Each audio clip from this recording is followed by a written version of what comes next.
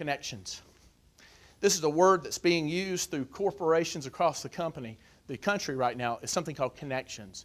Creating connections with donors. I don't care if you're UPHS and you're trying to create connections with everybody in this room. It's a personal connection that we're trying to make with people.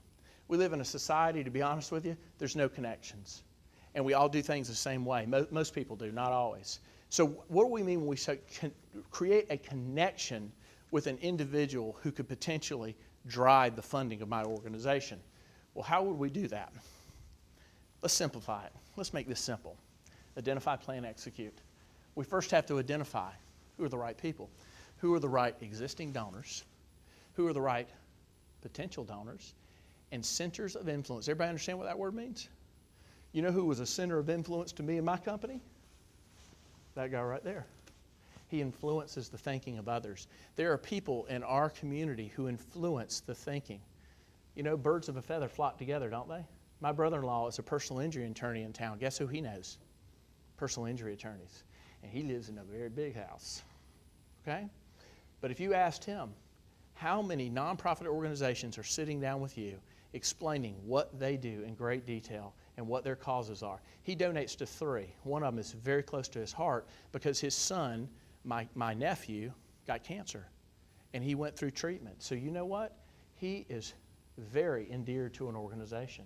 Has that organization, who's a local organization, ever called him up and said, I'd like to sit down with you and talk about what our organization did for you and talk about how there may be some other people that you know that could benefit our organization?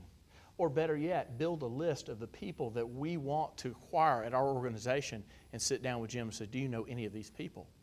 You think that's ever been done to him? Take a guess. Never.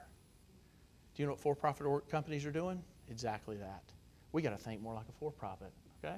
Are we okay so far? We cool? All right. You ready to go more? Are you so excited right now that you can't wait to see the next slide? I see Joy Watkins in the back, and she stood up 3 times and clapped. Y'all just can't hear, okay? All right. Identify. I want you to write these 3 words down. Identify, plan, execute.